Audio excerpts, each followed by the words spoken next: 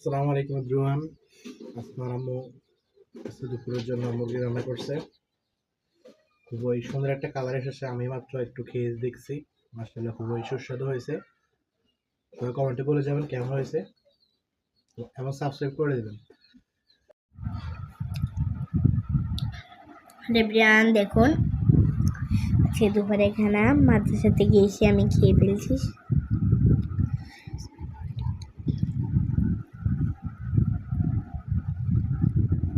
বিসমিল্লাহ। অনেক মজা।